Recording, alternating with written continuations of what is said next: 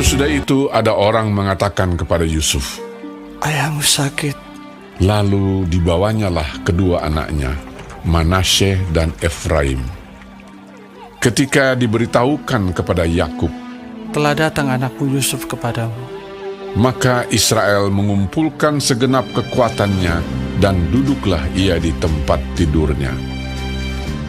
Berkatalah Yakub kepada Yusuf, Allah yang Maha Kuasa telah menampakkan diri kepadaku di Luz, di tanah Kanaan, dan memberkati aku, serta berfirman kepadaku, Akulah yang membuat engkau beranak cucu, dan aku akan membuat engkau bertambah banyak dan menjadi sekumpulan bangsa-bangsa. Aku akan memberikan negeri ini kepada keturunanmu untuk menjadi miliknya sampai selama-lamanya. Maka sekarang kedua anakmu yang lahir bagimu di tanah Mesir, sebelum aku datang kepadamu ke Mesir, akulah yang mempunyai mereka. Akulah yang akan mempunyai Efraim dan Manasye, sama seperti Ruben dan Simeon. Dan keturunanmu yang kau peroleh sesudah mereka, engkaulah yang mempunyai. Tetapi dalam pembagian warisan, nama mereka akan disebutkan berdasarkan nama kedua saudaranya itu. Kalau aku pada waktu perjalananku dari Padan, aku kematian Rahel di tanah Kanaan di jalan, ketika kami tidak berapa jauh lagi dari Efrata, dan aku menguburkannya di sana, di sisi jalan ke Efrata, yaitu Betlehem. Ketika Israel melihat anak-anak Yusuf itu, bertanyalah ia, Siapakah ini? Jawab Yusuf kepada ayahnya, Inilah anak-anakku yang telah diberikan Allah kepadaku di sini. Maka kata Yakub, Dekatkanlah mereka kepadaku, supaya aku berkati mereka. Adapun mata Israel telah kabur karena tuanya, jadi ia tidak dapat lagi melihat.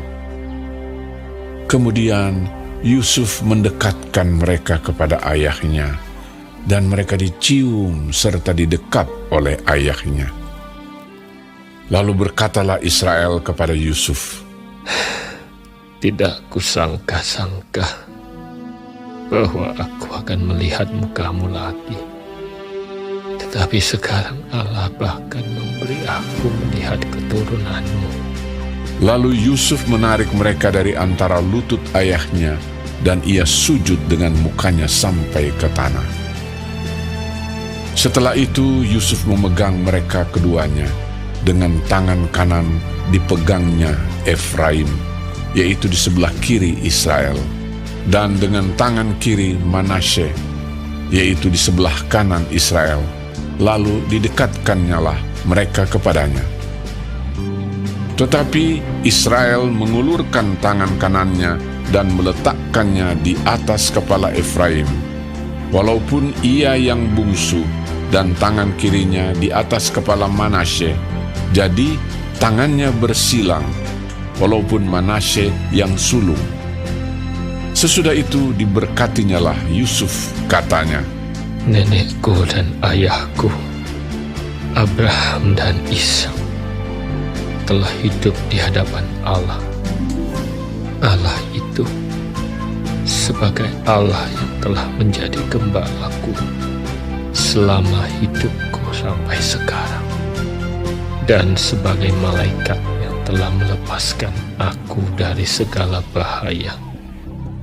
Dialah kiranya yang memberkati orang-orang muda ini, sehingga namaku serta nama nenek dan bapakku, Abraham dan Ishak, termasyhur oleh karena mereka, dan sehingga mereka bertambah-tambah menjadi jumlah yang besar di bumi.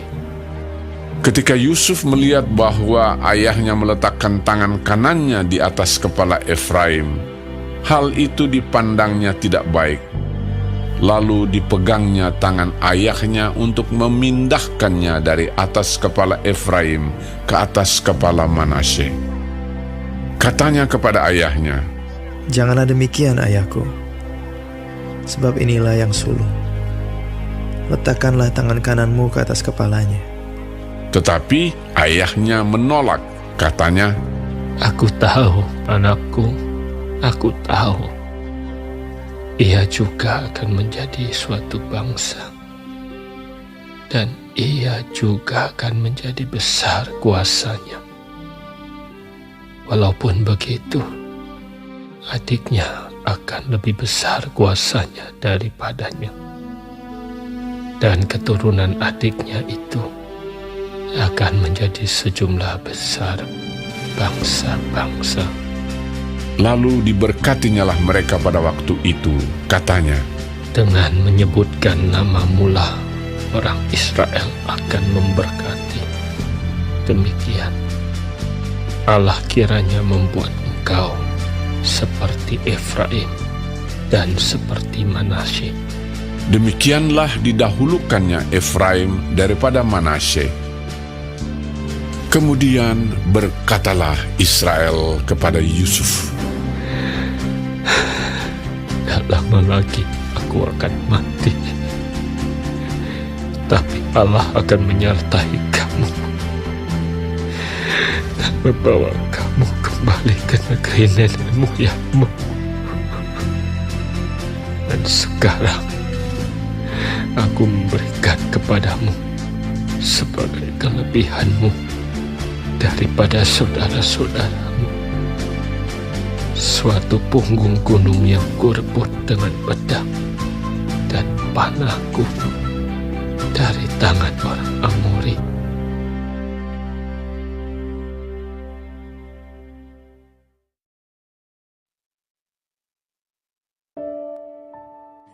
Shalom semua jemaat Tuhan. Kembali kita di dalam pendalaman Alkitab Clearside. Sekarang kita sudah memasuki kitab Kejadian 48. Tuhan Yesus memberkati. Di dalam ayat 1-22, Manasye dan Efraim. Ketika Yakub sakit, Yusuf membawa kedua putranya untuk beroleh berkat. Berkat yang diberikan orang yang lanjut usia merupakan bekal penting bagi generasi penerus. Yakub menganggap kedua anak Yusuf sebagai anaknya sendiri, dengan demikian menjamin dua bagian warisan kepada Yusuf. Efraim dan Manasye akan memiliki hak dan kedudukan yang setara dengan saudara-saudara Yusuf, seperti Ruben dan Simeon. Keturunan Efraim dan Manasye masing-masing menjadi satu suku Israel. Kedua anak Yusuf yang lahir dari ibu dan di tanah asing, dia diangkat menjadi anak. Tindakan ini menunjukkan penegasan Yakub bahwa kedua anak Yusuf adalah pewaris panggilan ilahi juga. Di usia yang sudah ujur, Yakub buta. Namun sebagai orang yang makin hari makin jelas menatap Tuhan dan mengikuti pimpinannya, penglihatan imannya semakin jelas. Yakub meninggalkan anak-anaknya dengan sebuah teladan iman yang tekun kepada Tuhan dan suatu kesaksian bahwa Tuhan telah menggembalakannya sepanjang hidupnya, membebaskannya dari semua bahaya. Hal terbesar yang dapat diwariskan seorang ayah kepada anak-anaknya ialah iman dan komitmennya kepada Tuhan dan jalan-jalannya. Tidak ada warisan yang lebih berharga daripada itu.